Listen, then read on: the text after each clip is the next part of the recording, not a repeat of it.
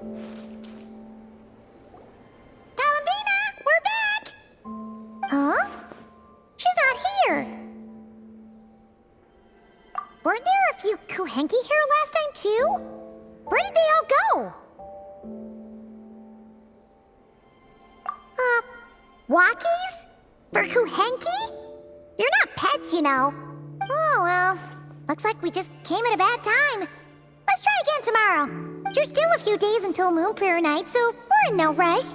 Besides, she needs time to rest anyway.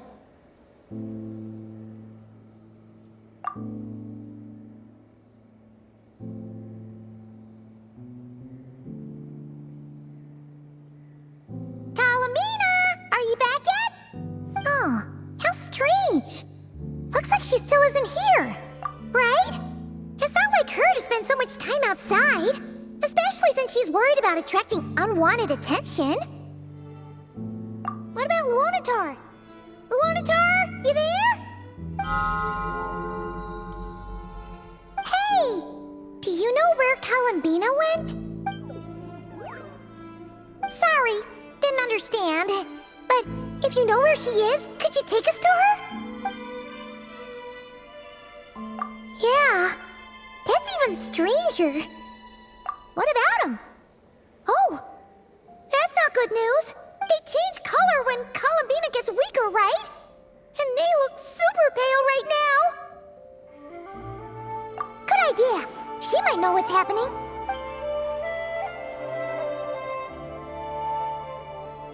Lauma! Ah, it's you. How is Kutar? No, she hasn't. I came here to check on her after I noticed the flowers had changed color. Based on past precedent, she must be very weak right now. Even getting up to walk would be a struggle. It seems unlikely that she wandered off outside. Not to mention that she doesn't do that at the best of times either. So yeah, this is super weird. No. Very few people are in the know about Kutar's whereabouts. And if anyone suspicious had visited, they'd have left some sort of evidence. Come on, let's go to Nasha Town. If anyone has seen her, someone there will know about it. It's Nod-Krai's information hub after all. Makes sense. Let's go!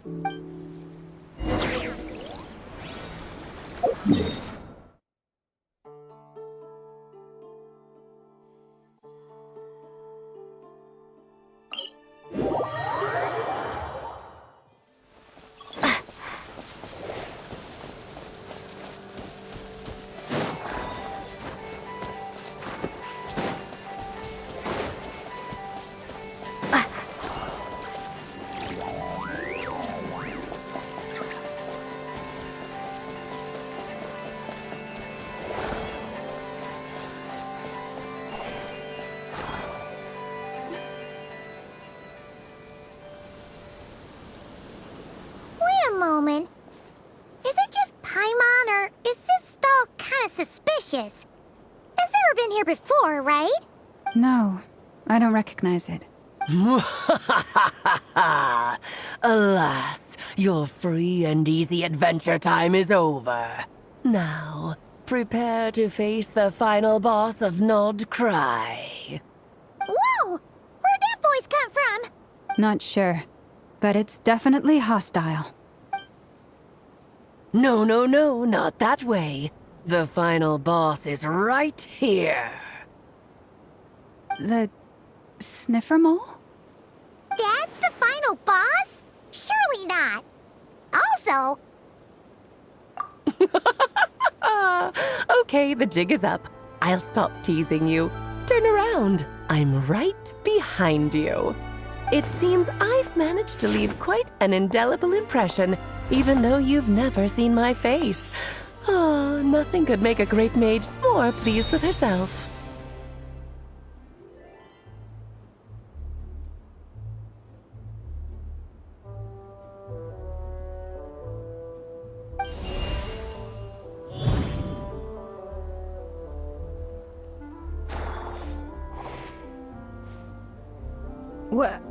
What is going on? I've heard that all the big shots in Teyvat have long, wordy titles that stun people speechless when they make their entrance. Unfortunately, none of them are affiliated with the Hexen Circle, and we ourselves keep a very low profile. The notorious name-dropping doesn't quite work for us. Still, I, for one, think I'm really quite amazing. So that didn't stop me from coming up with a title anyway. Alice? It's really you this time? Not a lantern or a dodo, but Alice in the flesh? Oh, that's right. So, what do you think?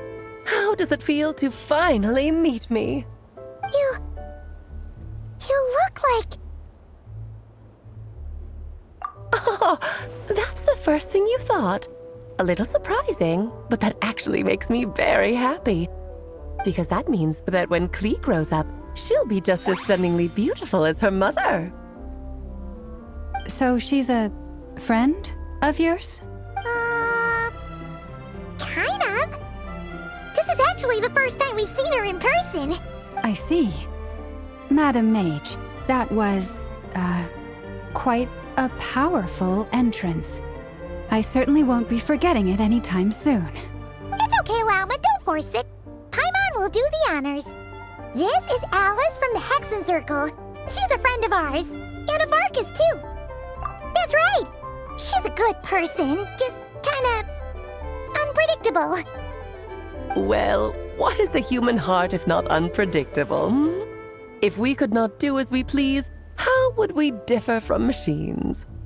I am Lauma, Moon Chanter of the Frost Moon Scions. It is a pleasure to meet you.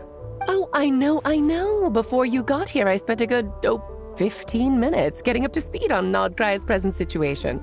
In other words, I've read the whole in the last episode part, so we can skip the pleasantries. Fair enough. Well, Miss Alice, I can already tell that you have quite a unique personality. You'll get used to it. Paimon sure is. So anyway, what are you doing in Nod-Krai, Alice? Oh, I thought I told you already. This time, I'm the final boss. And what a formidable foe I shall be. Powerful, confident, decisive, and good luck finding my weak spot. You will never succeed.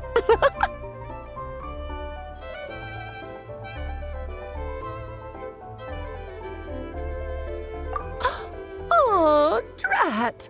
My one weakness, and you found it in an instant. Fate has been dealt a devastating blow. Thus falls the great Dodo King. Why are you playing along with this nonsense?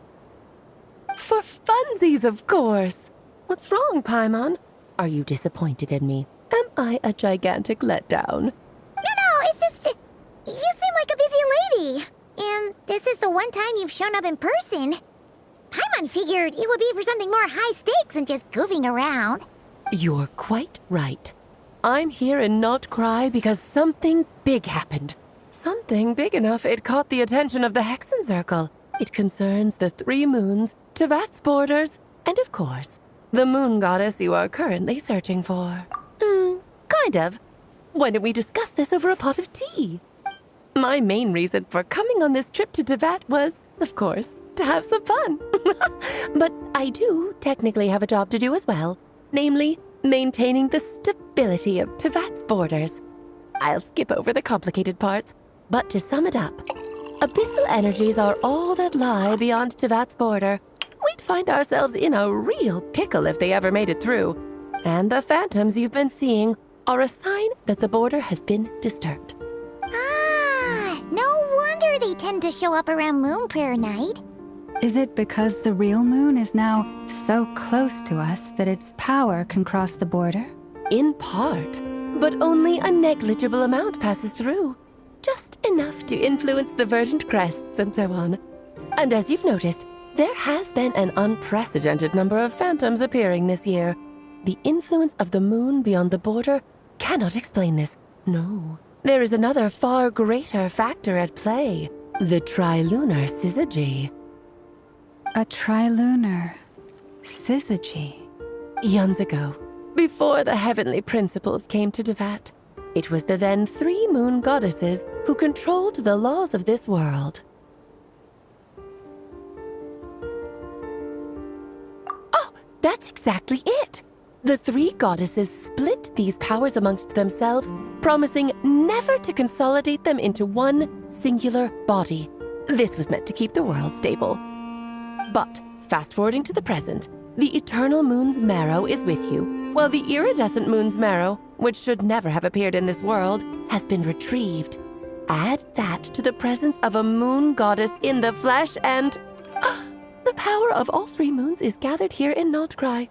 There hasn't been an event like this since the War of Funerary Flame. And it's having a noticeable effect on Tevat's borders.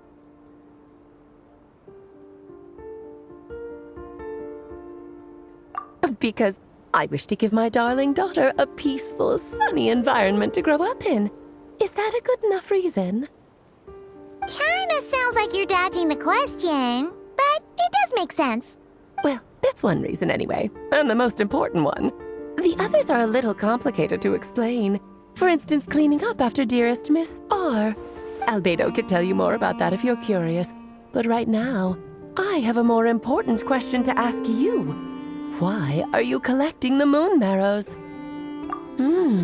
I see. Nicole told me about that legend once. Nicole? You mean Mage Anne? Oh, so you remember. Yes, of course. That was a story about fate, her area of expertise. But back to the story of our dear moon goddess. I'm afraid her intended method of returning to the moon is unlikely to work anymore.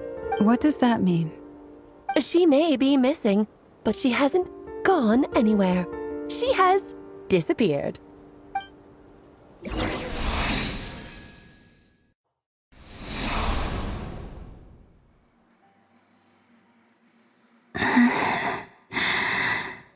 My body is so heavy.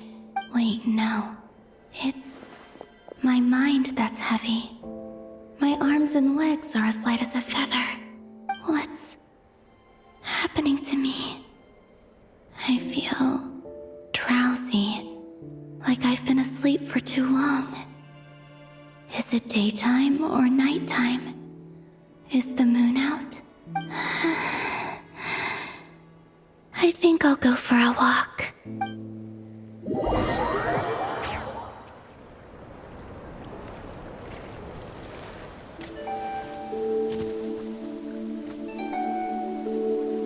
Are you out for a walk too?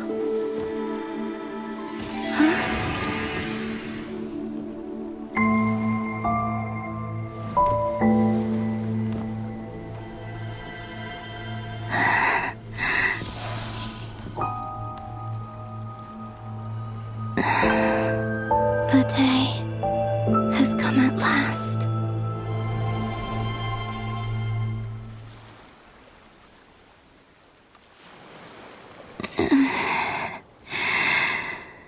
Have I grown so weak that I can't even sustain my physical form? But Moon Prayer Night is nearly here. I was so close to returning home. Death is near. Is this how it ends for me? Will I return to the moon after I disappear? Or... I don't want it to end like this. So far, at least, I still exist. Even if not physically, I can still feel. But as my power wanes, I'm sure that too will fade. I suppose I might take one final look at this world. The world where I was born.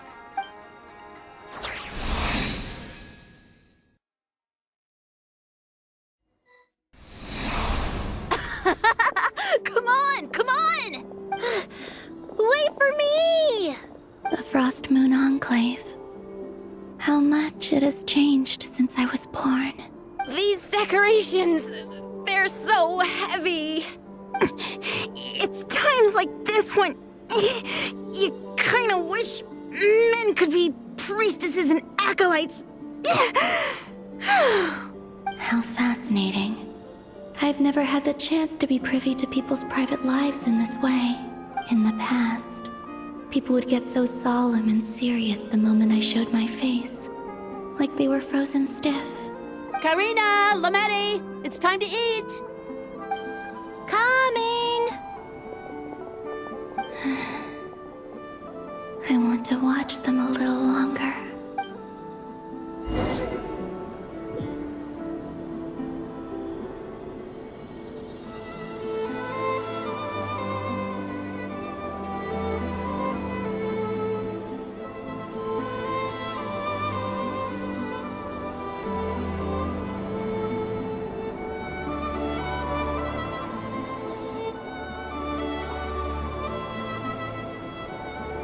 So just fill these balloons with air, right?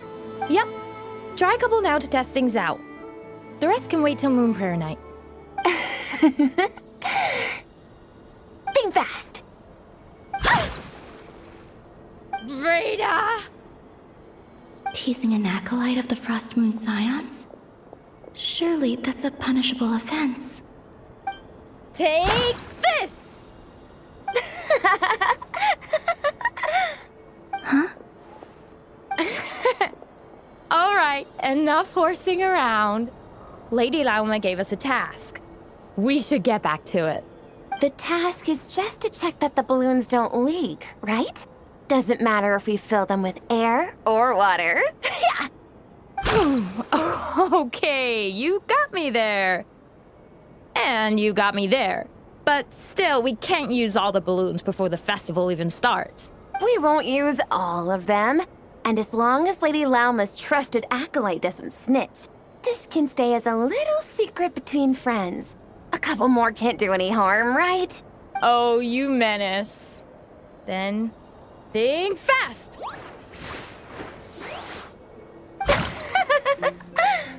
Is pumping a balloon full of water really so much fun?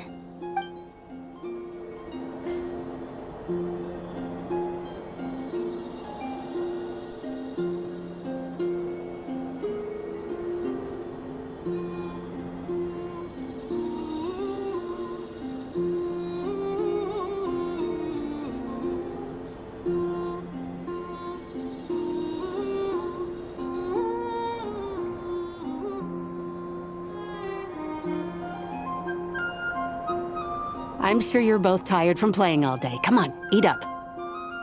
A plain, humble meal. That has always been the way of the Frost Moon Scions. Huh?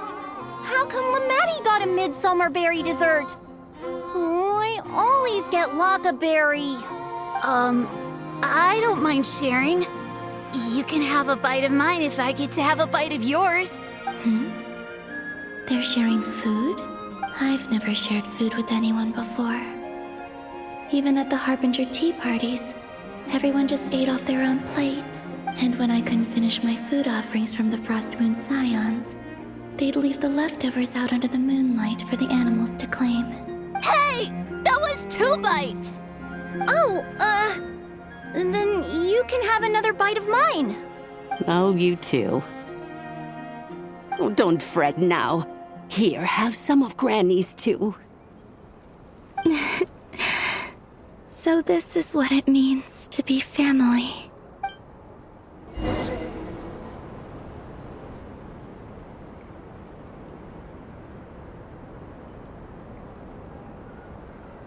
I'm seeing so much that I'd never usually get to see. They'd never act like this when I was around. It's nice, being able to just watch people in peace in these final moments. What a rare opportunity. I think I'll go take a look around Nasha Town, too. Maybe the Traveler will be there.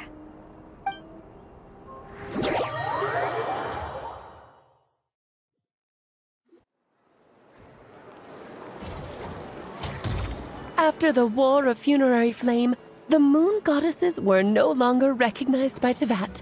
They lost the whole foundation for their existence.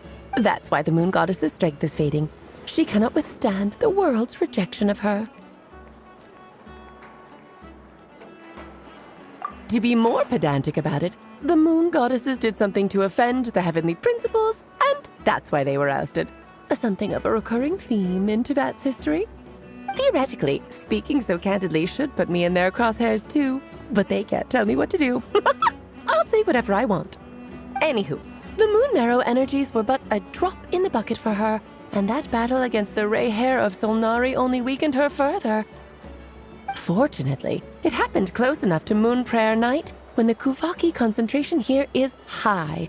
That's the only reason she managed to survive this long. What do you mean, fortunately? You said she disappeared. We're too late. Ugh, what a headache. I thought this was all common knowledge. I guess I have some more explaining to do. Okay, buckle up. It's time for another lecture.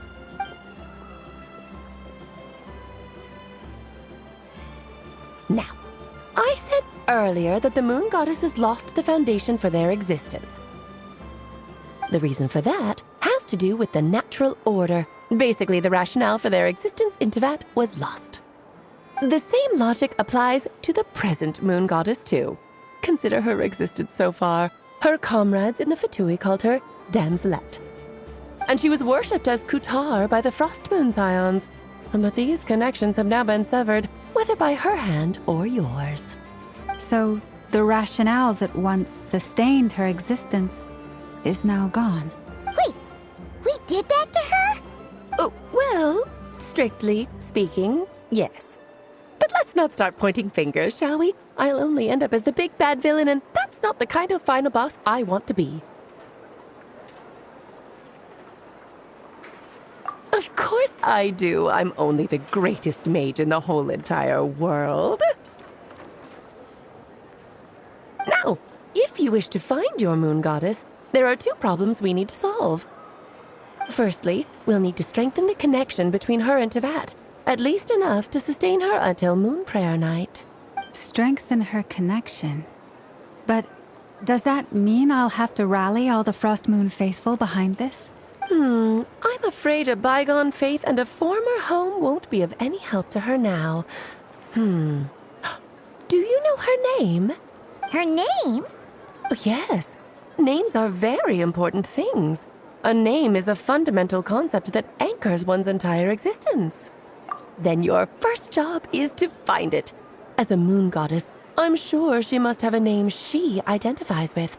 Neither Columbina nor Kutar is her true name, and she's never really accepted either of them. So, finding out her real name is enough to sustain her existence? Yes, I know it sounds like a small step, but every journey begins that way. So for now, that's all we need to focus on. The second problem is with her plan to use the moon marrows to return to the moon. Unfortunately, piercing through the false sky will take an enormous amount of power. Given her current condition, she won't be able to provide anywhere near enough power, even if she recovers her physical form. But no need to fret. Nicole's the expert in this field, and I'm sure she'll figure something out. Wait, Mage N is going to help us out too? That means we've got 2 Hexacircle mages on the case. This is turning into a pretty big deal. Actually, this is more of a side quest for me. Like you said, I'm a busy lady, so I can't stay for too long. I'll have to return to Tevat's border soon. That's the upside you get for looking out for my little Klee. Hopefully that will incentivize you to carry on keeping her company in the future. Anyway, jokes aside, you'd better get moving. It will take quite a miracle for the moon goddess's consciousness to hold out till Moon Prayer Night. Oh, I suppose I might as well tell you where Nicole is before I leave. Off you go now. Time to meet your new friend. Oh, yes, and a little suggestion. Don't forget to mind your heads. What? I wonder how Duran's doing. I should really go see him before I head back. You really are super busy. I most certainly am. There's so many children I have to keep tabs on just in Mondstadt. Duran, Albedo, Venti, Varka. Klee didn't make the list, huh? Of course not. Klee is my pride and joy. I have no qualms about her. because she's the best child in the whole wide world. Oh, yeah. Klee's a little angel. I'm glad you agree. Well, all the best. See you when I see you.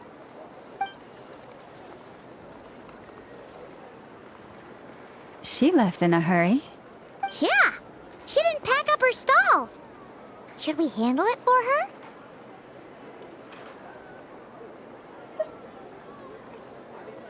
I must say, I'm now very curious about her daughter. Klee, wasn't it? What's she like? That's a long story. Come on, we'll fill you in as we go.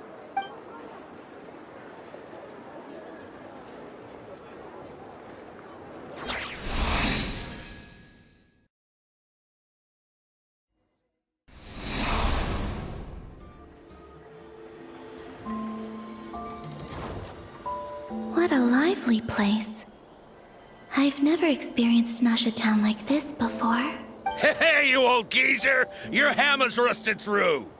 Who are you calling old geezer? Are they quarreling? I'm looking right at him! You've really gone downhill since giving your daughter free rein in the workshop. Can you even swing a hammer anymore? It shouldn't take you days just to fix a single chair! You might as well use that hammer to massage my back for all the good it's doing. Don't run your mouth, or you'll get a back massage that'll put you in bed for the rest of your life. Look, the materials haven't arrived yet, all right? You know how busy it gets in the days before Moon Prayer Night. I'll bet you send all the materials to your little princess. Blood's always thicker than water, huh?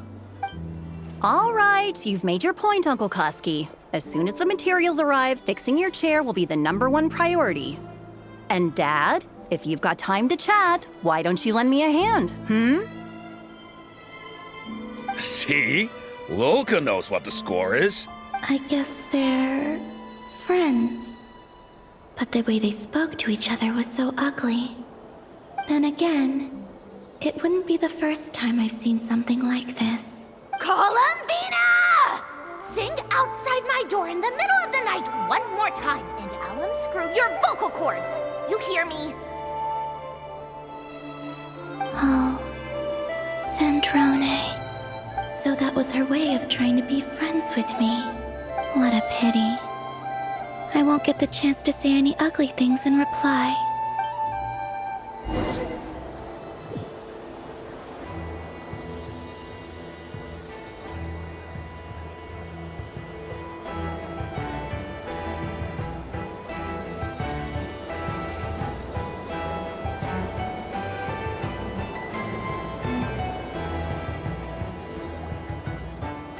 Hey, have you decided what to give her for Moon Prayer Night? I sure have. She's gonna get the surprise of her life when she's least expecting it. Then I'll whip out the ring and pop the question. The surprise of her life. What a fun turn of phrase. Cool, I get the picture. You can spare me the gushy details. Ooh, looks like we have a customer. Hello there, ma'am. Would you like some Moon Prayer Night candy? Huh? Is he talking to me? Can he see me? Here you go. Oh. Come back anytime. Right. Now, where were we? I don't know why, but I still held out hope.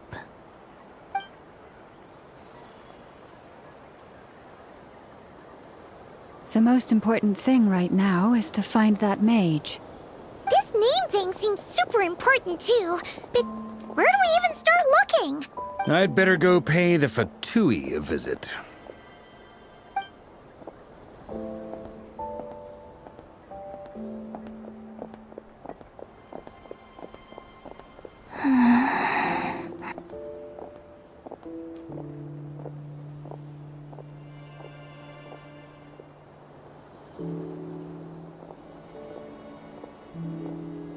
Columbina?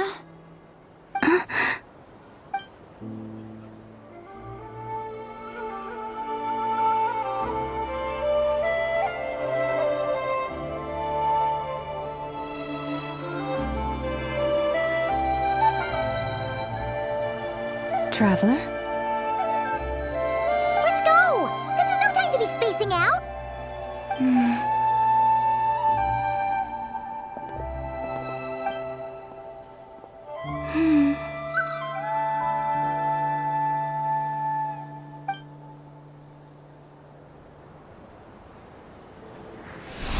Where are they going? They mentioned a mage and... a name? So, Mr. Varka, are you acquainted with this Nicole? Or should I call her Mage N? Not really. We've never met, though she has come up in conversation. From what I've gathered, Alice kinda took Nicole under her wing. Taught her how to speak in a more ladylike fashion, that kind of thing. Huh. Hard to imagine Alice as an etiquette coach. Yeah. Alice is a larger-than-life personality, I'll give you that. But then again, that's why she's able to draw such an eclectic mix of people into her inner circle. If I remember correctly, being an interesting person is actually one of her main entry requirements. So, if you ever wanted to join the Hexen Circle, I'm sure you'd both be eligible to apply. Hey! Don't go around making promises on Alice's behalf! I wouldn't dare. I'm just trying to paint a picture of the Hexen Circle for you. Okay, sure. Anyway, since none of us have ever met Nicole, how are we supposed to find her? We can't just go up to every woman in sight and ask, "Hey, are you Nicole?" Maybe something she's wearing will give it away? Like a windbloom pinned to her chest or something. Wait a minute. Alice never said Nicole was from Mondstadt. Oh, true.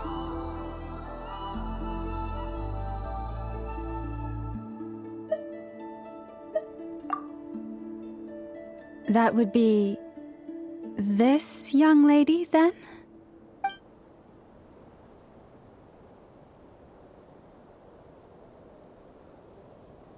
Hey there! Sorry to disturb you, but...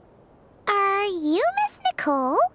Varka, Knight of Boreas of the Knights of Favonius. Alice might have mentioned me before. If we got the wrong person? Sorry. Well, this is awkward. When I shook my head, I meant, no, Alice hasn't mentioned you before. Huh? Where is this voice coming from? My apologies. For certain reasons, I am unable to speak. This is the only way I can communicate with you. It might take some getting used to, but I hope you can understand. Hey, it's fine. I'm more shocked by the fact that Alice never speaks about me.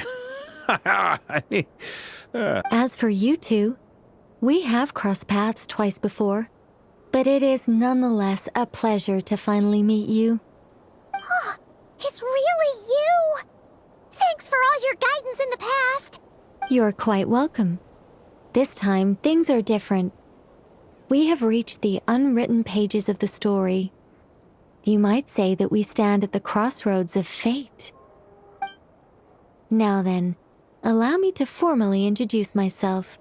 My name is...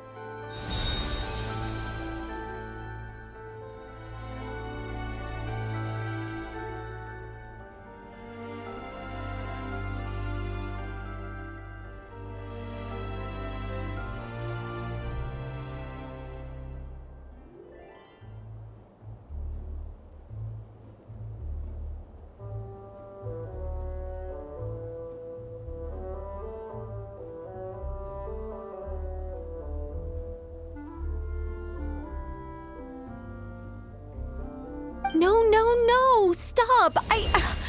Alice! I can't believe it! I had a whole speech prepared. I'd agonized over every single word. She always picks the worst moments to ruin other people's plans. I'm so sorry about that. Alice took the liberty of devising some bespoke self-introduction magic for each member of the Hexen Circle. But I could have sworn I deleted all of the triggering conditions for it. How did it bypass everything? Oh gosh, this is so embarrassing. This is a very different side of Nicole than what we're used to. Is she not used to face-to-face interactions? Don't worry about it. We've seen that introduction magic once already, so it wasn't too much of a shock. Please go on, Miss Nicole. We'd love to hear what you have to say, or, well, communicate. Huh? Are they talking to this lady? But... Will you all promise to forget that horrendously embarrassing introduction? Sorry? Embarrassing? When?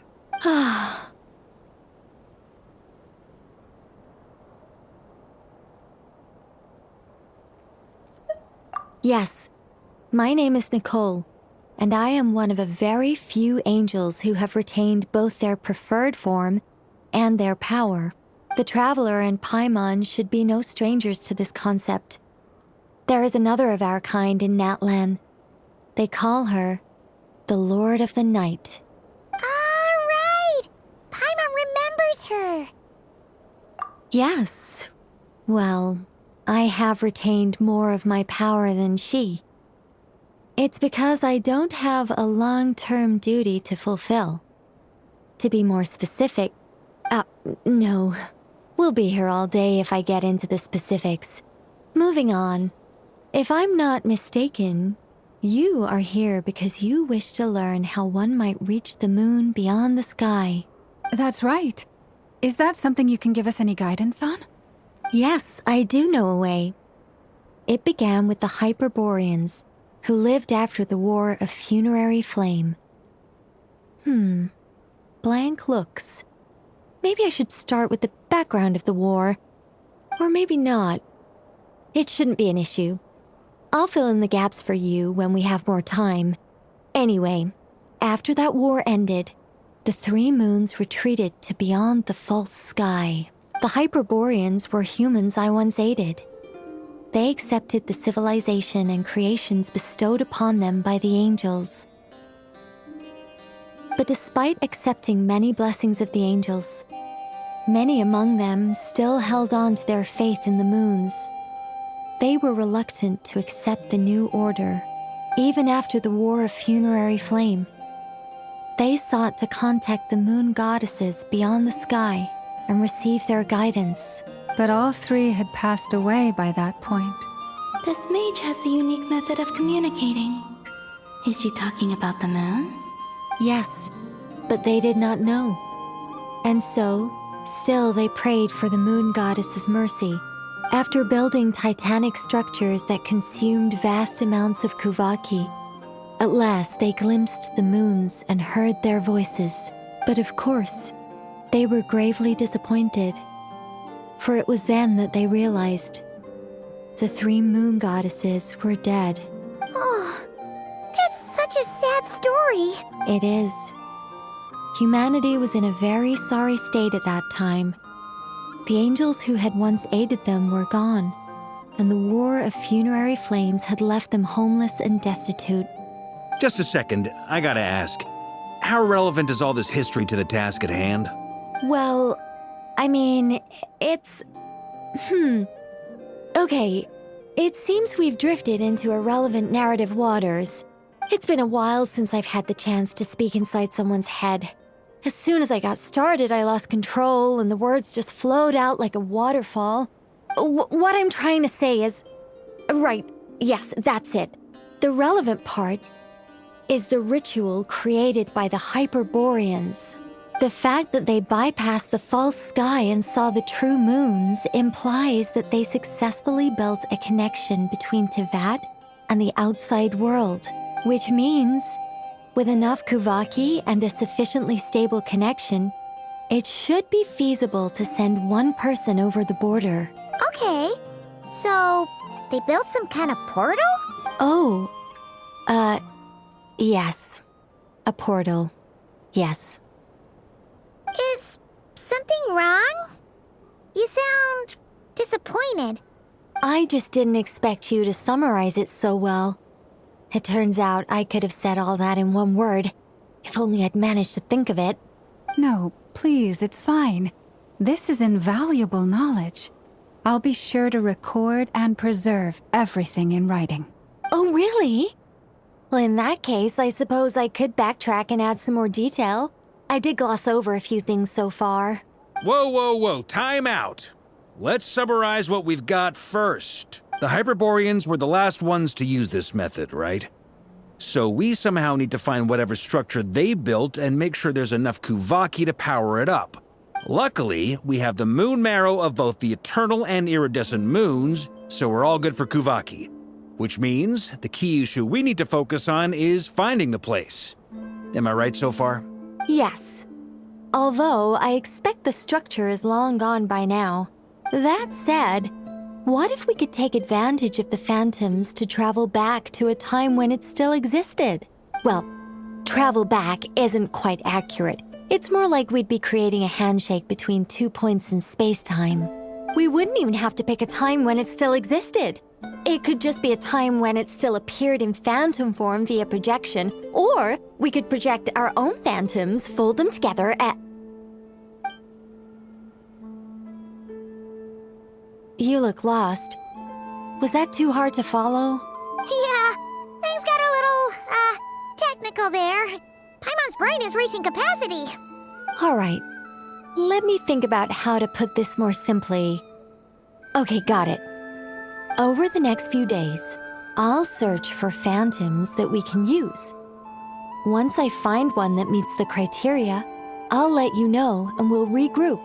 By completing certain rituals, specific individuals will be able to enter the phantom and make it to the Hyperborean structure.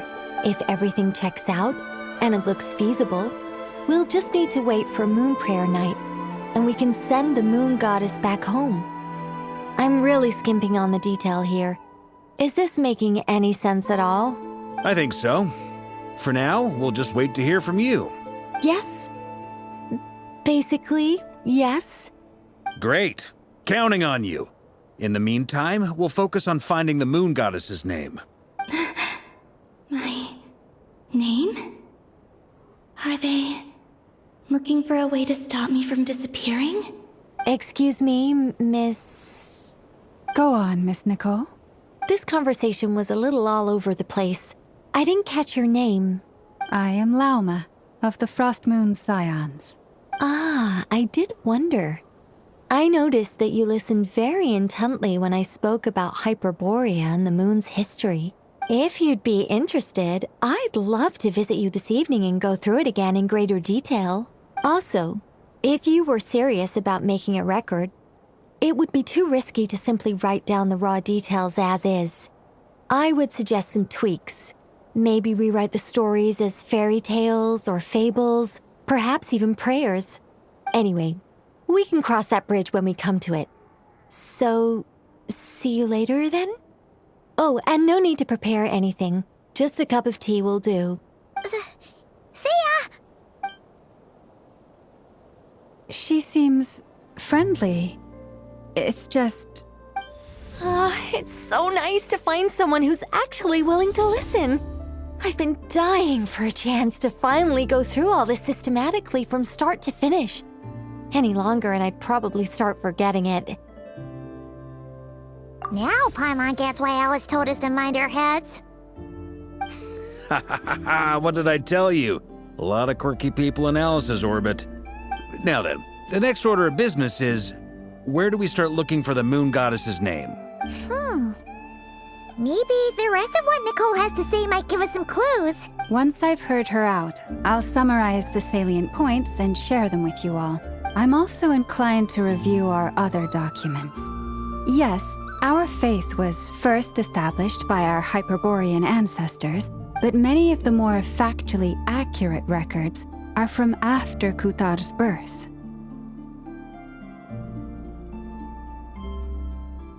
Sounds like we're gonna follow Columbina's journey through Duvat, huh? In that case, we'll start by heading to the Frost Moon Enclave. Sounds like a plan. Take this with you. I'll see about getting in touch with the Fatui. It'll probably just be Arlecchino and Sandrone again. They're the only ones who would want to help. Thank you, Mr. Varka. Ha ha ha ha ha, don't mention it. Honestly, I'm more comfortable dealing with the Fatui than prying into the details of a young lady's childhood. Catch you later. I should follow them, just in case there's some way that I can help.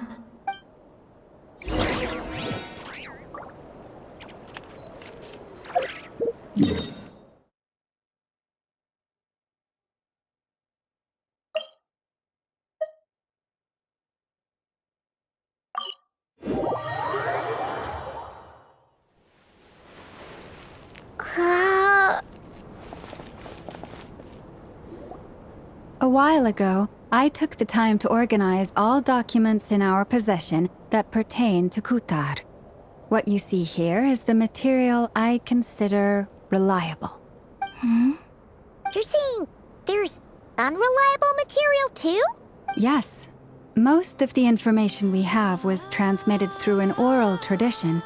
Inevitably, some of her stories were mythologized and deified over the years through countless retellings. That's why I organized them into reliable and unreliable. There's no sense seeking answers in history unless we can ensure the veracity of the historical record. Makes sense. All right, let's take a look through.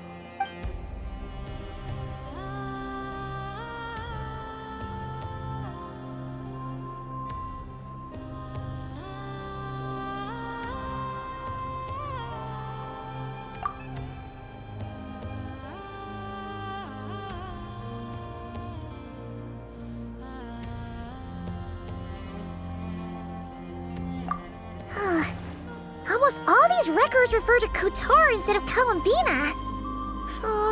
Although neither of those is her real name. Paimon's not sure what point she's trying to make. What we can gather from these records is that the Frost Moon Scions worshipped her as a god, placing impossible expectations upon her. I cannot fault them for their earnest faith, but for all their devotion, worshipping her day in, day out changed nothing. I imagine that none of it resonated with Columbina. It wouldn't surprise me if, even back then, she had already begun to reject the name Kutar and everything it represented. Lauma speaks the truth. When I heard them call upon Kutar with hope and expectation in their voices, they may as well have been calling upon somebody else.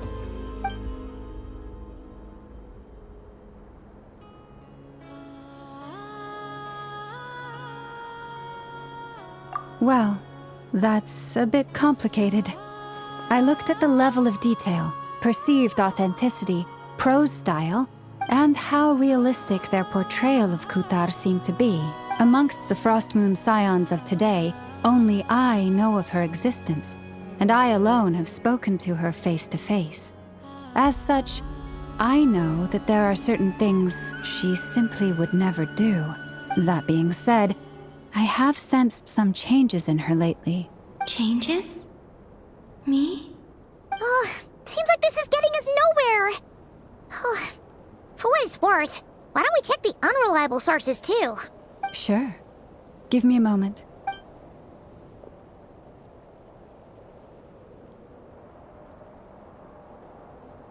Exerting but a fraction of her divine might, Kutar sheared a great mass from the snow-capped mountain and cast it into the sea, upon whose surface shone the mirror image of the moon. Thus was formed the island of Hisi. Yeah, right. That doesn't even begin to pass the sniff test. The 3 moons are naught but lies through and through. Only one moon has ever shone for us, and Kutar is her name. The vast majority of ancient texts are filled with fanciful tales like these. I trust you understand my criteria a little better now. Kutar did not speak, merely gazing into the distance in silence. And where her gaze landed, this was her prophecy. Clearly, whoever wrote this text never even met Kutar. Otherwise, they'd know that her eyes are always closed. What about you, Traveler? What are you reading? Come on, let Paimon see. The child wished to build a wooden nest with which to shield a fledgling bird from the cold. But being so young and lacking in strength, the child could not snap the branches from the trees. Kutar was passing by. Upon seeing the child, she summoned forward the Kuhenki. who built a beautiful nest for the child. I remember that.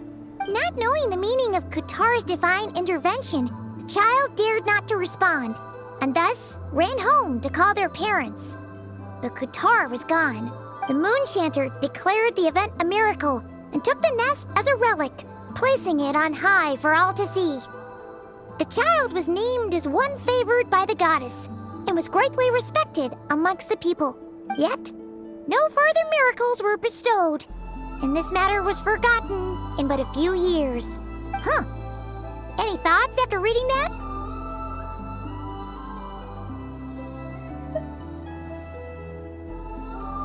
Yeah. Columbina probably just wanted to join the kid in making nests. Ah. I'd originally considered this a fabrication, because Kutar did not perform any similar actions in subsequent records. But now that I think about it, it does seem like something Columbina would do. It's just that...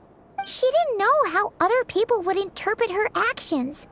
She was probably worried about making things difficult for people. And so, she gradually stopped joining in.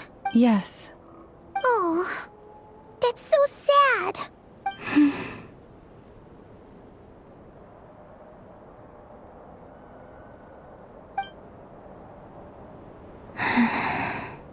And now, I can make no such gestures of warmth, even if I want to.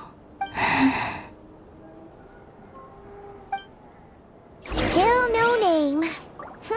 That's a bit of a shame. But we did learn some interesting stories. That's gotta count for something. Varka said he was gonna set up a meeting with Arlecchino and Sandrone, right? Let's go back to Nasha Town and see how he's doing.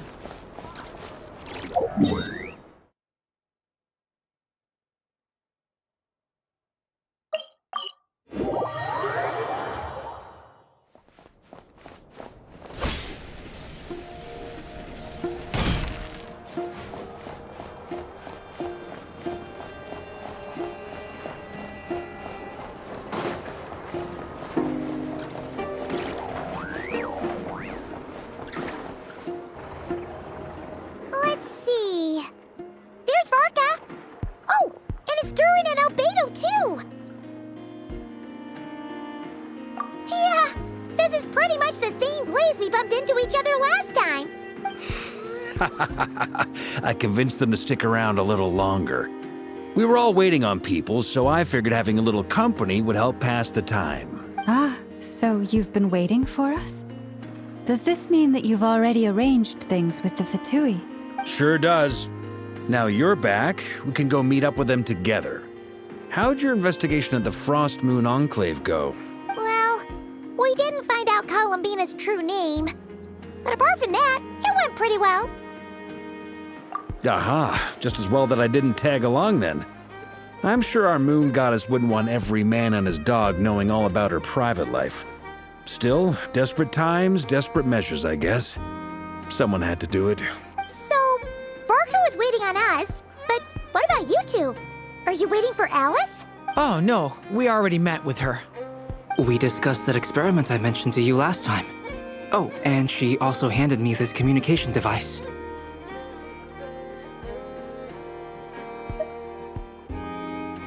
That's right. I understand she informed you about the relationship between the Phantom phenomena and Tevat's borders, yes? She wants me to help her with some more experiments on that front. She said that she'll contact me through this device with more information. Ah, I see. Following instructions and making observations. Pretty common research method. Takes me right back to Albedo's lab. Wait, then who exactly are you meeting? Someone you know. Albedo's met him too. But I don't think Miss Lauma or the Grand Master have been introduced. Introductions are overrated, especially in cases like this. It's you! So? It's not like the academia has prohibitions against going abroad.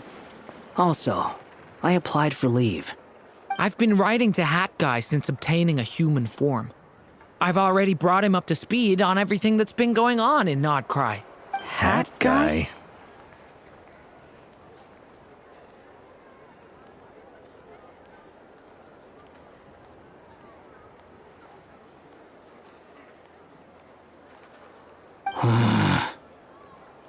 Turns out, I actually have heard that name before. Oh? Then why did you react the same way I did? I only knew the name, not the fella. But since we're all here, let's do some introductions for what it's worth. I'm Varka, Grand Master of the Knights of Favonius. Lauma, Moon Chanter of the Frost Moon Scions. And I'm a Drioche from the Vahumana Darshan of the Sumeru Academia. Hat guy. Good to see you again, Mr. Guy. I believe we last saw each other on the boat ride here.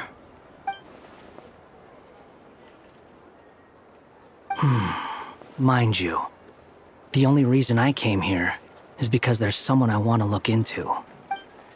Who's that? The Doctor, also known as Dottore, second of the Fatui Harbingers. From the tone of your voice, it sounds like there's bad blood between you. I was reviewing our archives and noticed that a lot of information about him was missing. Left a bad taste in my mouth. That's all there is to it.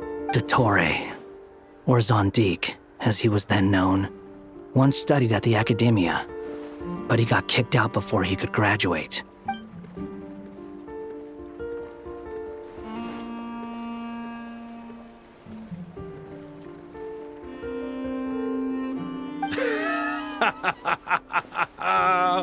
So the Harbinger's #2 man is a college dropout? How embarrassing for them.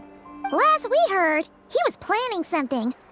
We actually heard that a few times before, even coming to Nod-Krai, but we haven't seen a trace of him since we got here. He only appears when something interests him. For all we know, he might have left already, but the fact he did something here at all is worth noting. It'll fill a couple extra lines in his file. Why does it sound less like a file you're writing and more like a criminal record? Anyway, we were just about to meet 2 of the other Harbingers. Want to come along? You might learn a thing or two about him there. Sure. Even though they're Harbingers, well, they're old acquaintances of ours, so, you know, when you talk to them, try to be... I got it. The Frost Moon Scions' relations with the Fatui remain tense. Forgive me if I do not attend. In that case, we'll continue assisting Miss Alice with her experiments. Good stuff. Everyone's having a fruitful time. All right, we better get going. I'll lead the way.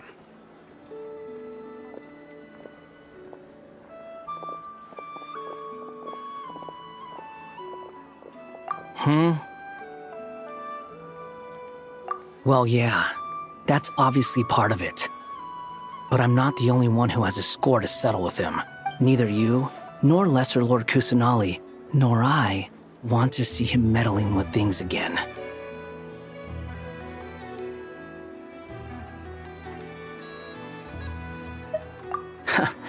What's the hurry? Don't worry. Pigeons always know which way home is.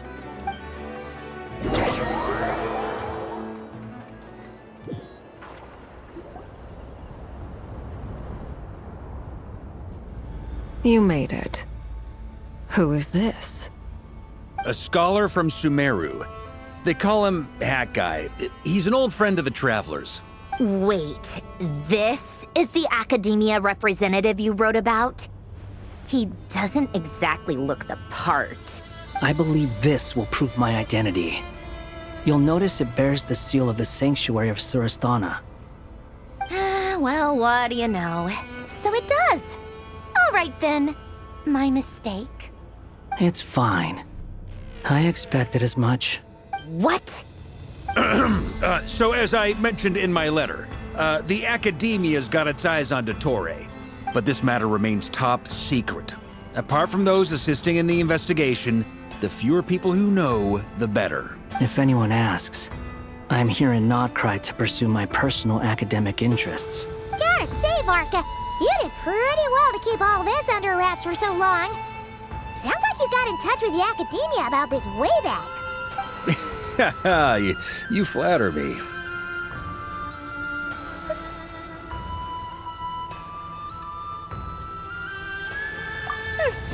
Where do I even start? Remember that time we fought Rerir at Star Sand Shoal? He sure let me have it then, didn't he? I'll bet Dottore had that all sketched out, with me as his convenient little pawn. He could not care less about us if he tried, but hey! The feeling's mutual. Does Dottore really strike you as the sort who values his relationships with his colleagues? Fair point. Definitely not. Which is why I always keep my guard up whenever he starts making suspicious moves. To that extent, our motivations align. On top of which, I consider you trustworthy people. Now, back on topic. In the wake of the Reikir of Solnari episode, Sandrone and I grew suspicious about Dottore's complete inaction during the entire affair. So we tried to find out what he'd been up to, but unfortunately to no avail. He never lets anyone in on his plans. The more he cares about something, the more secretive he gets. Indeed. Perhaps he believes that by keeping a low profile, he can avoid trouble. But that trick isn't going to work on his colleagues. Yeah, I mean, he's been researching the ancient moon's remnants. And he's been trying to get his paws on the moon marrows. Only an idiot would believe he doesn't have something more planned.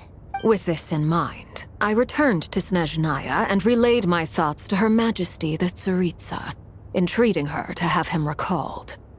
That's pretty direct. Did the Tsaritsa agree? Yes. I made it abundantly clear that the Fatui's business in Nod-Krai is almost concluded, and we do not need 3 harbingers in this territory. Her Majesty concurred. Accordingly, Dottore has returned at her orders. I imagine he is continuing with experiments, which no one besides he would ever have any interest in. Common sense might mean nothing to him, but he's not stupid. He knows that no good can come from opposing the Tsaritsa. Smarts alone won't get him all the way. He needs the Rooster's resources and Regrator's Mora, both of which the Tsaritsa can strip from him by waggling a finger.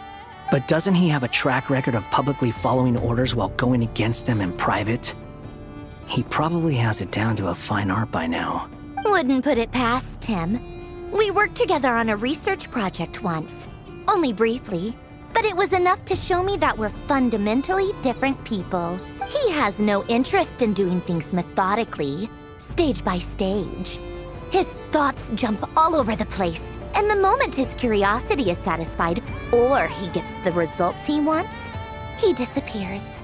The only similarity we share is that, once we set our minds on doing something, we will see it done, whatever it takes. Oh, we definitely saw some of that in your battle with Rerir. You got so competitive. Ugh, do not remind me.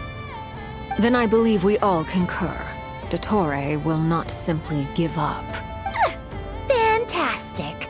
Now this is turning into a whole day of unpleasant memories. Ugh. Are you talking about the moon marrow stuff?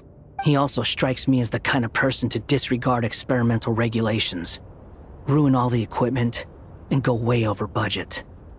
Then leave the first person he can find to deal with the fallout. Exactly. This one time, he was running some high-temperature experiment and the substance exploded. But does he care? No. He orders his subordinates to open the device so he can observe the results, which causes the gas inside to leak out. That gas was poisonous. If I hadn't been there, who knows how many people might have died. And after all that, he left while I was still cleaning up after his mess. What a waste of time, he said. Waste of time? The nerve! He wasted my time! You've been bottling that up for a while, huh? Hat guy, I must say, you seem awfully familiar with internal Fatui affairs. Especially when it comes to Dottore. Thank you, Lady Harbingers, for providing such valuable information. I have no other questions for now, so I'll be on my way. Wait, what? You're just gonna leave? You're welcome to join if you want. Ugh. Just when Paimon thought he'd finally mellowed out. He makes quite the impression. I'll say.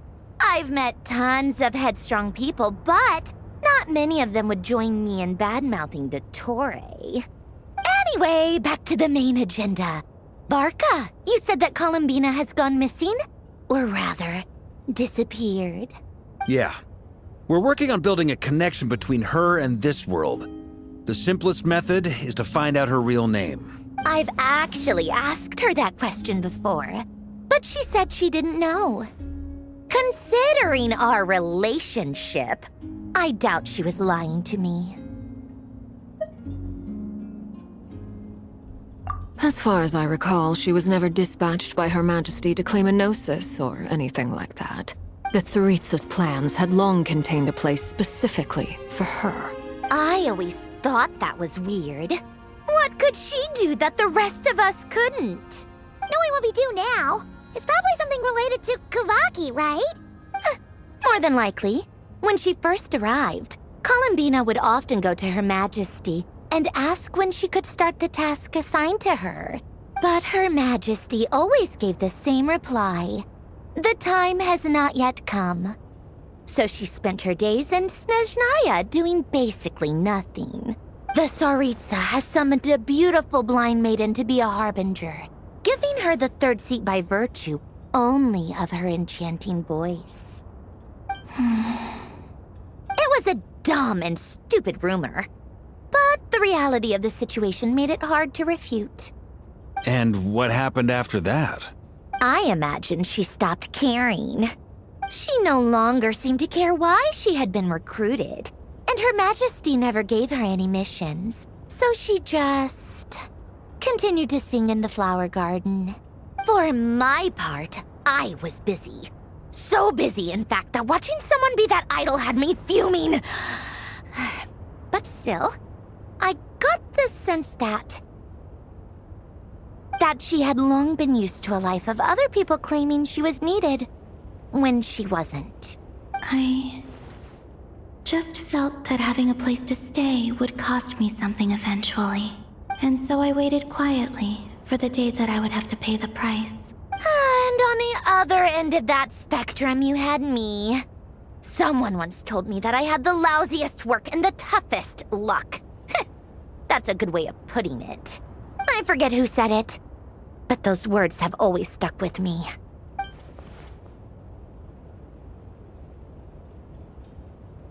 But you've done your job exceptionally well all this time. Because at heart, you are a conscientious person.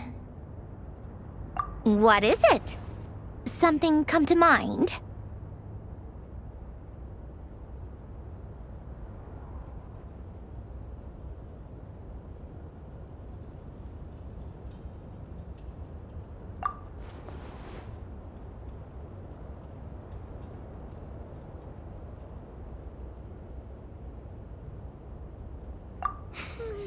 That makes sense.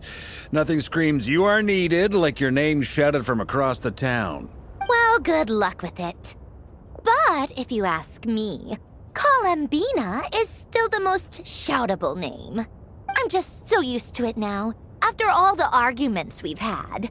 I can't be bothered trying to remember another name for her. Nor I.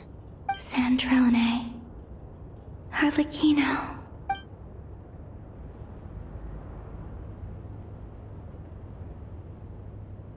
Huh! It's a Sealy! Does that mean Nicole has news for us? Ladies, I thank you for your hospitality. If the chance ever comes up, I definitely owe you both a drink sometime. I'm sure it will. You can make your own way out. Heck, you've been here enough times, you probably know your way around better than I do.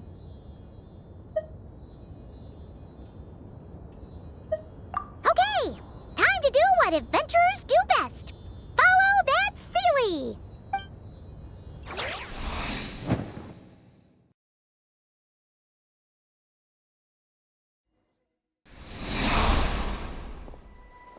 Here you are.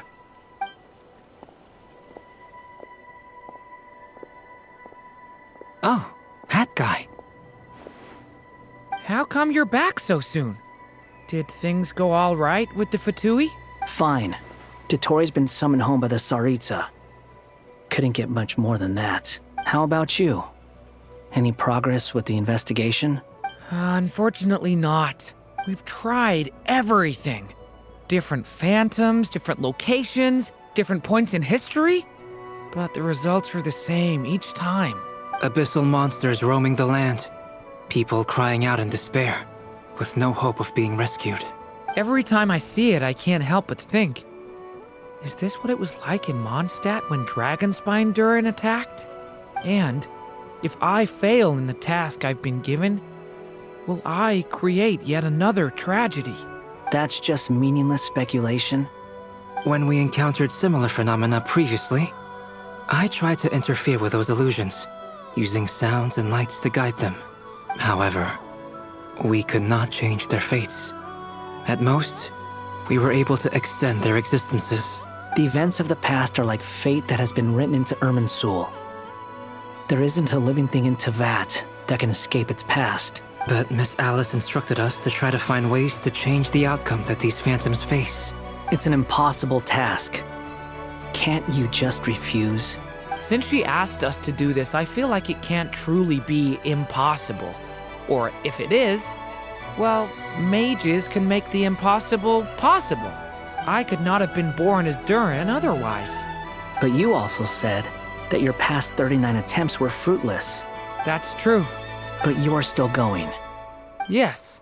After this many futile attempts, surely you realize that you're not doing this because you still believe what some mage told you. It's because you want her hypothesis to come true. It's something you wish for deep inside. So, think for yourself about what you want to do. As long as you don't believe it's futile, it isn't. Yeah. Previous experience indicates that we cannot touch the phantoms, which limits the effectiveness of our interventions. If we want to clear this hurdle, we need to break this rule somehow. Same thought here. Following the same rules means repeating the same failures. Reducing ourselves to mere playthings of fate. So you mean we need to figure out a way to make contact with them despite knowing that we can't? Yes, and I suspect that's something only you are capable of. Everything in Teyvat is logged in Irminsul, but the withering that once occurred in Sumeru was a sign that the Great World Tree was being corrupted. This corruption allowed things that should not have existed in Teyvat to appear. This is tantamount to rewriting reality to an extent. You're saying abyssal power might be able to affect those phantoms? No one's ever tried it before. If you're gonna try it, it'll take courage. And you have to be confident that you can control it. Is anyone there? Has anyone seen my daughter? She's missing. I have to find her. I hear someone inside. Spargana? Are you in there? Ah! If I can use my abyssal powers to warn him that there is danger here, maybe it'll change his decision. Maybe he'll stay away. Yes. The important thing is not the nature of the power, but rather how you use it. To intimidate and obstruct. Sounds about right for the Abyss. Let me try. I should be able to influence that thing. Have you seen a little girl? What? This isn't the time for that! Just run!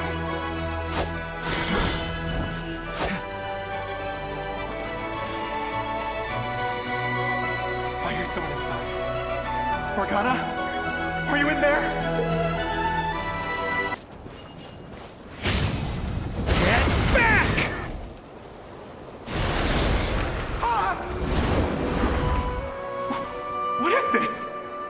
Dangerous.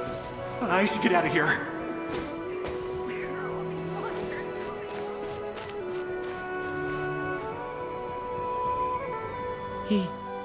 He really left. Ha! We did it! Don't celebrate too soon. Follow him. See what he does next. Monsters approaching from the front. You need to stop them and create an opportunity for him to hide. No! There's monsters ahead!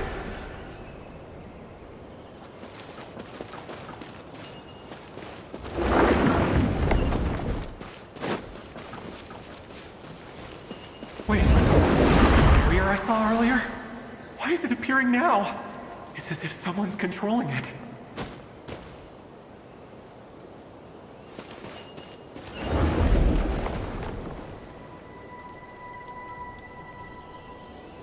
The monsters are gone. Is it safe now?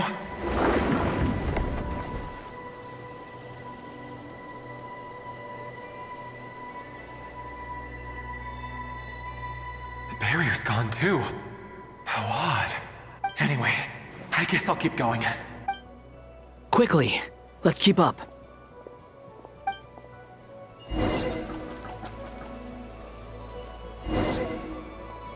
Wait, there was someone else here? Don't go any further. We've got anti-monster traps laid out everywhere. But my daughter must just be up ahead. I have to go.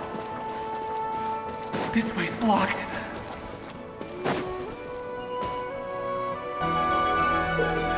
We might be able to use the explosives over there, but we need to take care not to hurt him.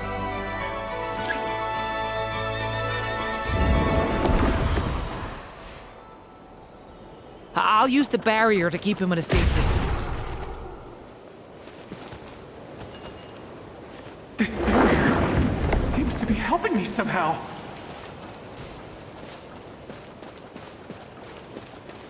Hey, wake up! Oh, no good. Gotta keep moving ahead.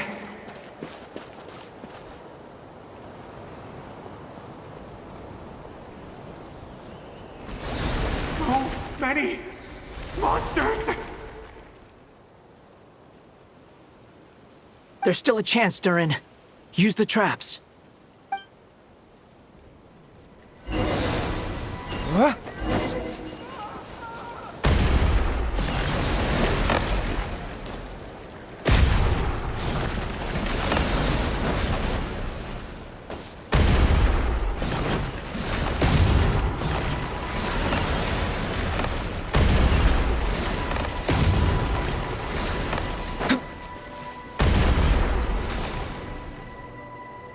This is a new development. I've never seen this happen before. We might just be able to save this person.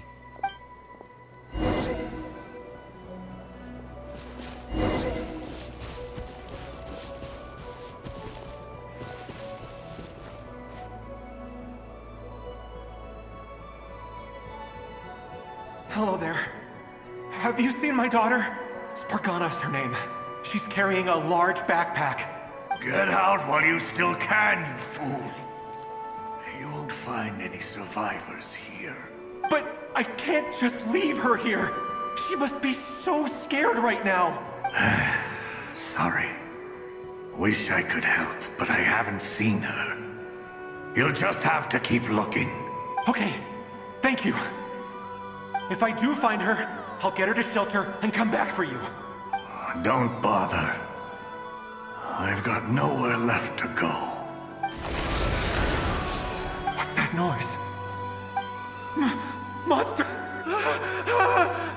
No, if he goes inside, he'll be walking into a trap. Let's try this once more. This time, we have to stop him. Why? How will I know where Spargana's gone like this? You know what? I'll trust this strange barrier. It's gotten me this far after all.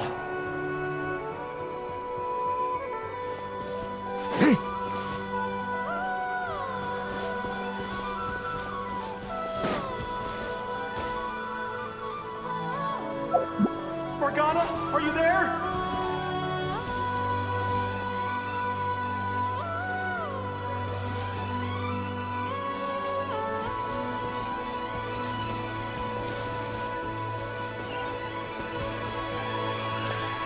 What? Hey! Let us out!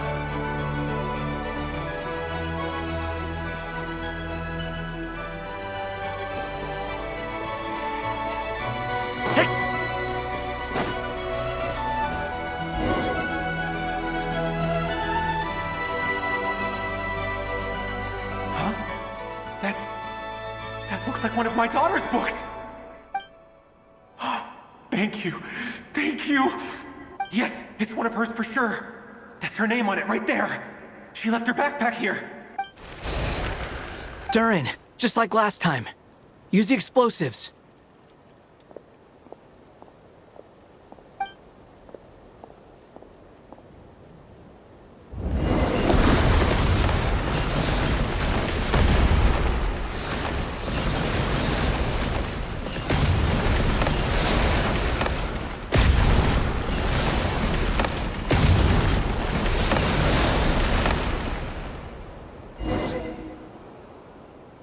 It won't work. There's not enough left. If he makes it in, he'll die. But then, this clue could be the key to him finding his daughter. It might not be the only one. Better he misses that clue than loses his life. I guess so. Stop him, Durin. We can't let him get any further in. That's my daughter's book! She's passed this way! Why? Why won't you let me go in? I've searched and searched and searched just for this! But how will I find her without any clues? I no longer have anywhere else to go.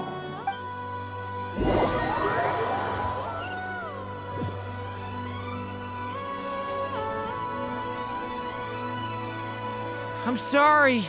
I'm so sorry. He refuses to go anywhere else. Whether he opens this door or not, all that awaits him now is death. We couldn't change his fate. Albedo? Hat guy? Let's try one more time. I don't know how we're gonna do this, but I don't want to give up either.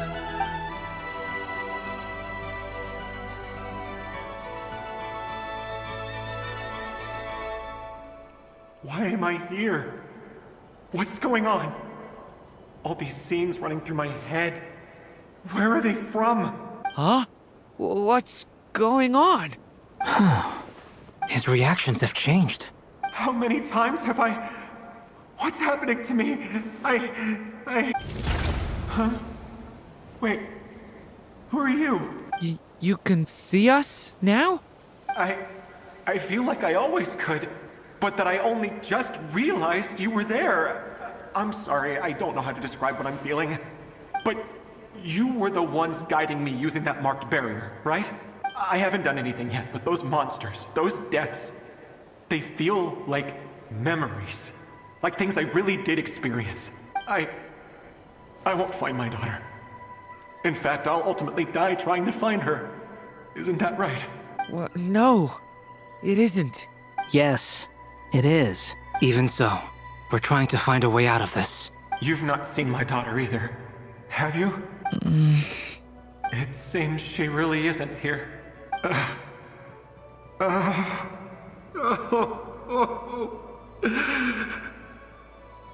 I'm sorry we couldn't help you. I'm just... tired. Maybe this is destiny. Maybe it doesn't matter how hard I search. How long do I have left? Experience says 15 to 20 minutes. 15 to 20. Thank you for all your help. Let's rest a while. You look exhausted too. Now's not the time for you to start pitying us. It's not pity. I'm just realizing that I've only got 10 or so minutes left. You know?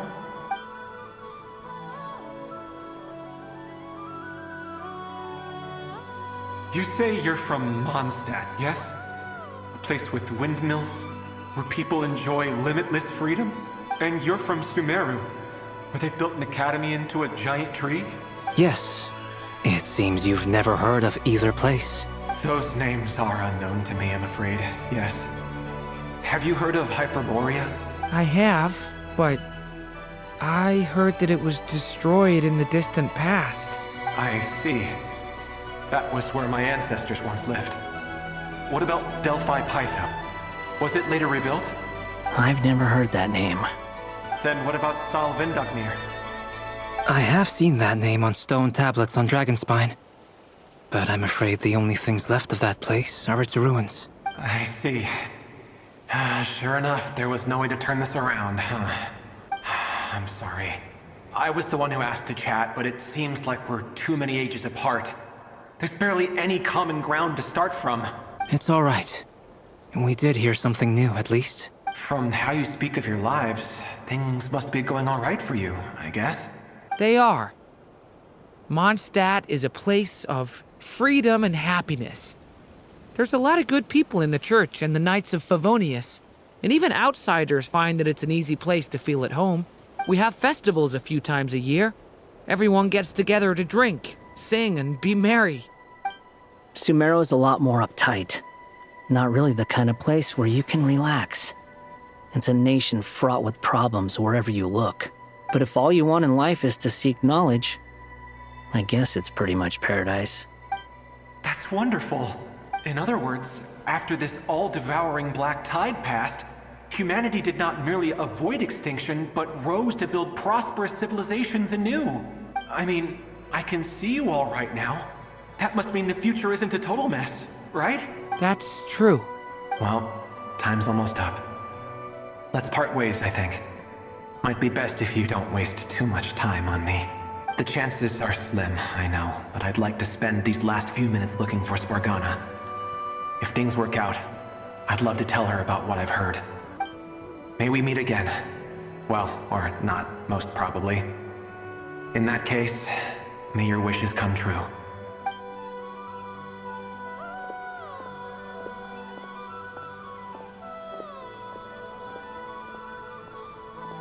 He's gone. In a few minutes, he will meet the end that was his to begin with. The ending of this tale did not change, but I believe that we've just made the most progress we have yet. May your wishes come true. If only it were so simple. Hat guy, could I ask you a question? You've never talked about your past. It seems complicated, and it weighs heavily on you, too. Would you be willing to tell me about it? I mean, sometimes it's better to get things out in the open. Take that guy we try to help, for instance. At least he said goodbye with a smile, right? I know about Albedo's past. Our experiences are very similar, and he created me.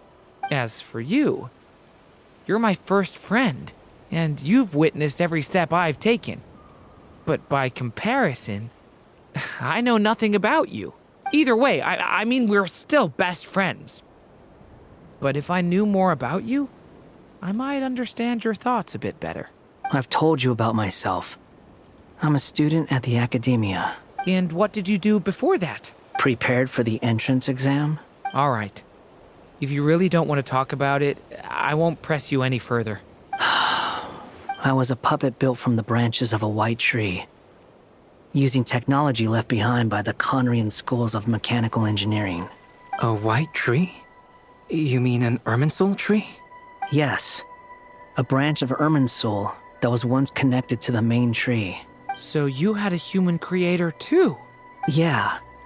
But my creator abandoned me after deciding that I was a failure. After that,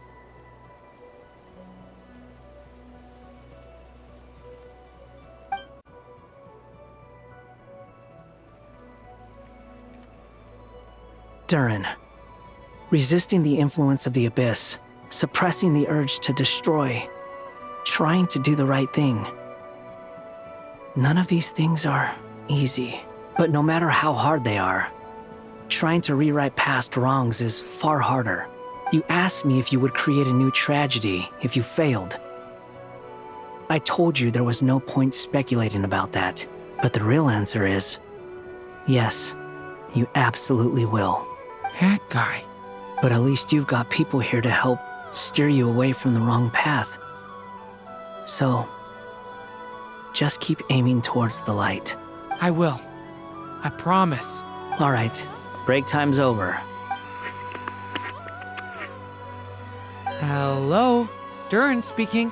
Hello, friends, it's me. What have you been up to, I'm detecting some unmistakable fluctuations here at the border. The amplitude isn't particularly high, but they're completely different signals from the ones before, and the scale is comparable to those I've detected previously. Alice, we were unable to save that person.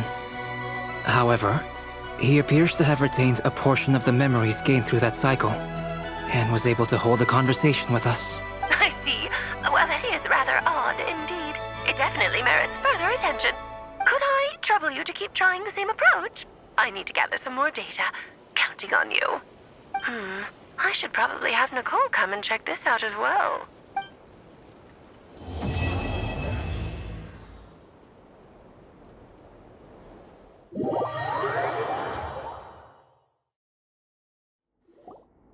There you are. I was worried you might stop to collect treasure chests opened by the Seelie along the way. It would have taken you so much longer to get here. Another conversation I cannot hear. I am delighted to see that you understand what takes priority, and that your adventurer's instinct has not swayed your resolve. Really, I must applaud you for it. You should know. Paimon's head. Okay, I'll try and keep it short. My senses are telling me that this is where we shall find the entrance to the ruins. Oh, cool! Well, what are we waiting for? Let's open it up and see! Patience. This was a sanctuary of great importance to the Hyperboreans. A special process is required to open the gate.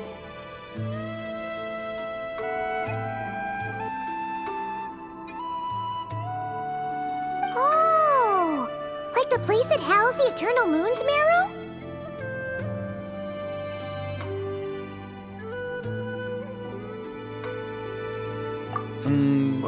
Okay, so what's the plan? Need us to do anything? And just the short version, if you can. Ah. Alright then. I was planning to start with some background on the invention of these techniques. Are you sure you don't want to hear it? It's quite informative. Remember what you were saying about priorities? Fine. Simply put, we need 3 human representatives to successfully undergo a process of Kuvaki resonance. Think of it as a test from the 3 moon goddesses to see if the entrants are qualified, with the most recognizable qualification being Kuvaki. Pretty sure Lauma would ace that test. Oh, wait. But we need 3 people. I also have no doubt that the Moon Chanter would be qualified. But we would need 2 other people with the same constitution. Therefore, the most feasible method is not so much to follow the rules, but to figure out how the test functions and find a workaround. I've done some research, and it turns out the mechanism is rather crude. We'll simply need humans to stand before it who have sufficient Kuvaki energy within them. I'm with you so far. How do we get the Kuvaki in them? The easiest way would be transfusion. Take some Kuvaki from Nod-Krai's soil, put it into the bloodstream, and get it circulating in the body. So we're going to cheat on the test? Precisely. There are other methods, but this is the simplest one. Cheating the system is much easier than trying to hide from it. Huh? Sorry? Does the idea of cheating upset you, Miss Lauma? No, that's not it. I suddenly had an idea. Oh, what is it? It's about Moon Prayer Night. I figured out a way for Kutar to join in the festivities. Huh? But as Paimon said, we need to have our priorities straight. Let's get back to the test. I'll follow up with Nefer on the festival arrangements. Oh, okay. Anyway, is this really the best method we have? A Kuvaki transfusion sounds dangerous, no matter how you slice it. If you think that's dangerous, wait till you hear the other methods. I'd be more than happy to go through them if you'd like. There are several. No need, we're good. Let's go with this one. Very well. Kuvaki transfusion it is. Now, I should mention that the risks can be greater or lower depending on individual compatibility. It would be rash to simply infuse the Kuvaki and hope for the best. If the body rejects it, the reaction can be quite severe. The symptoms are similar to another condition that some people living here suffer from, known as congenital Kuvaki sensitivity. So, before we execute our plan, I will perform a simple test of my own to see who is compatible and who is not. Once that is done, we will have to complete the resonance process as rapidly as possible. The participants must remain stationary while the Kuvaki circulates and bonds with them, and they mustn't eat or drink anything. What? No eating or drinking? That's some hardcore fasting. They'll all be monks by the time they're through.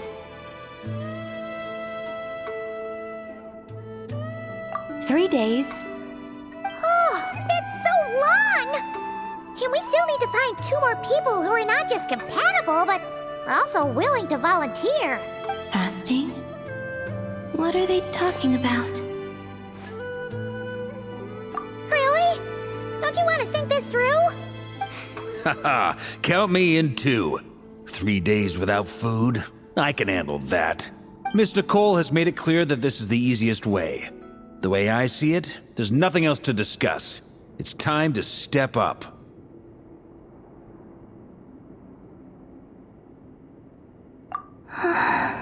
Yeah, you're right. In that case, Paimon volunteers to be Captain of Logistics. She'll keep the fires lit and grab some spare clothes to keep you comfortable. Then we'll start with you first, Traveler. Please step forward.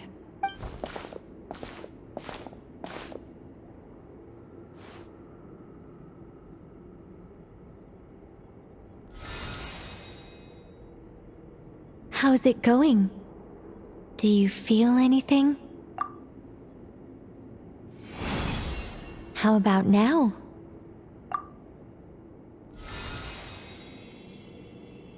And now?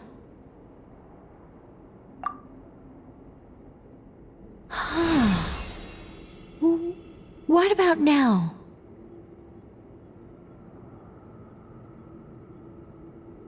You guys, it's not a competition, you know. All right, I'm officially impressed. Even as a descender, you can withstand far more than I imagined. It's like I summoned a giant stone titan to arm wrestle you, and your arm hasn't even moved an inch. In my last attempt, I infused 5 times the amount of Kuvaki required. Yes, safe to say, compatibility won't be an issue for you. You're eligible to join. You're next, Mr. Varka. Sure, here goes nothing. All right, I'll start where we left off. 5 times the required Kuvaki dose. Whoa, whoa, whoa, hey, wait a minute.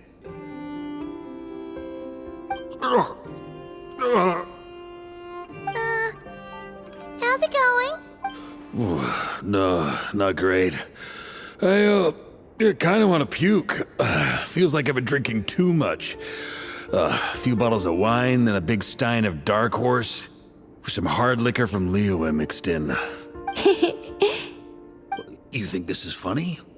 I just lost to a young lady in an arm wrestling contest. I'm never gonna live that down. My apologies. I'll lower the concentration and try again. Oh. How's it going now? I'm not as dizzy as last time, but I can still feel it pulsing around. In that case, you wouldn't be an ideal choice, Mr. Varka. Let's try someone else. Okay. Let's go ask some of our other friends then.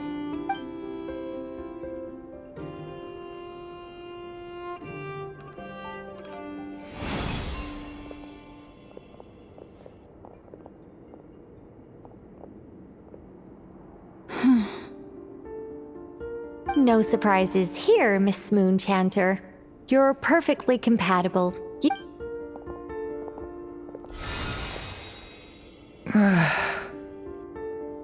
I'm getting a slight headache. Shame. You were so close.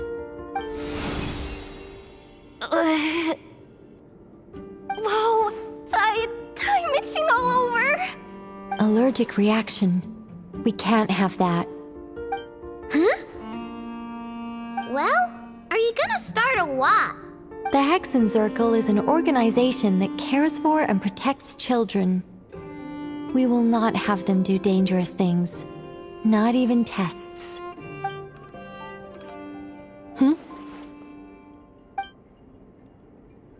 Is something the matter? The candidates have to be human. I guess that rules me out too. Huh. Everyone except the Moonchanter got beaten. Guess I don't need to feel so bad after all. I mean, looks like this isn't gonna be as easy as we thought. Perhaps I could ask for volunteers among the Frost Moon Scions. I'll see about talking to some trusted Lightkeeper colleagues. Itlua springs to mind. In fact, I think we had some former Frost Moon Scions join our ranks recently.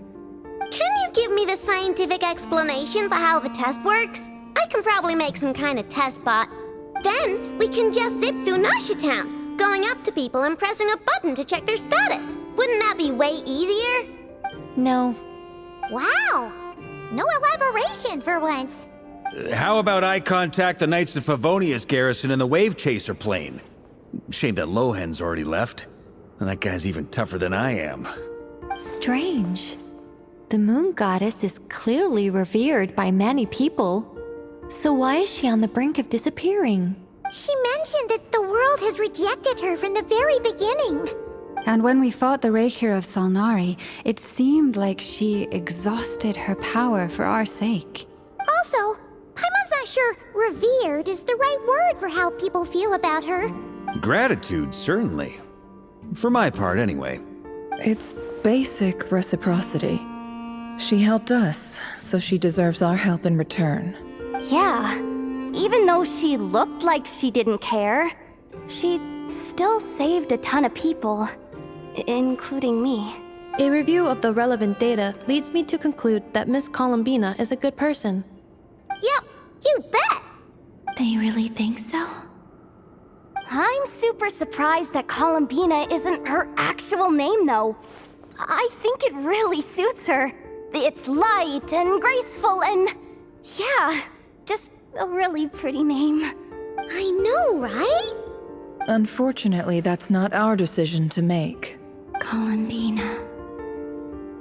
That was the code name the Fatui gave me. But it also came up in the song I heard when I was born. But... is that really all there is to it? What do I truly think of my own name? Is there anyone left who will still call me by that name?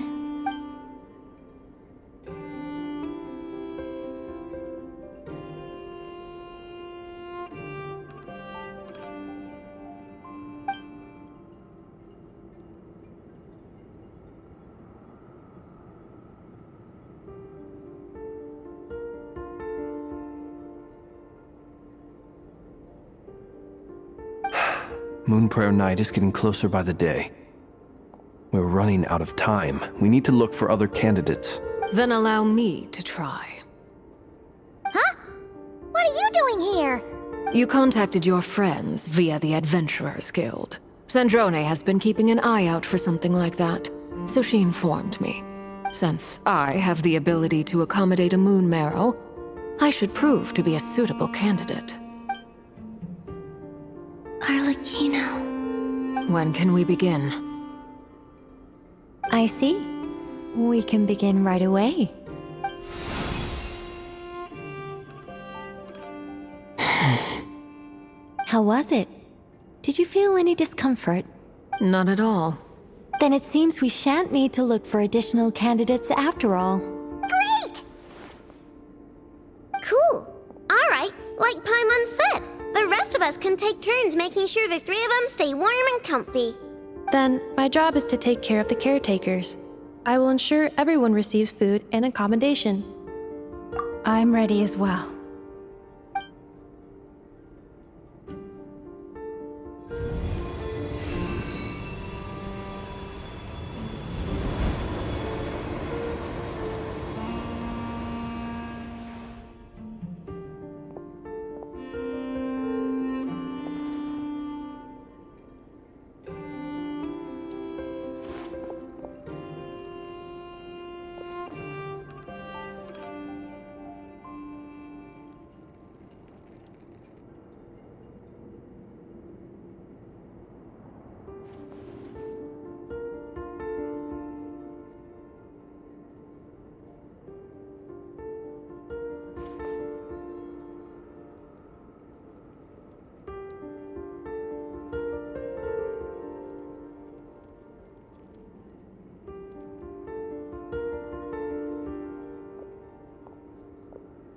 The work is done.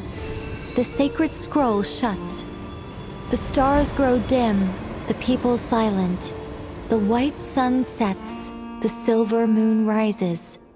O path to the temple, appear now before us.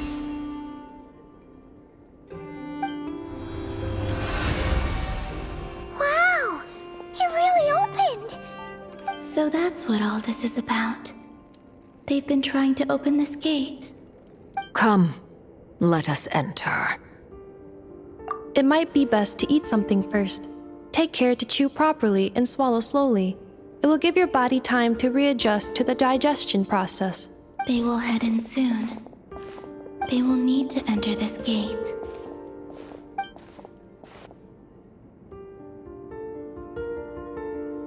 Huh? I cannot pass through. Is it because I have no physical body?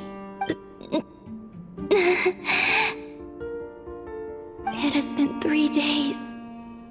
My strength is all but completely faded. Can I really hold on until Moon Prayer Night?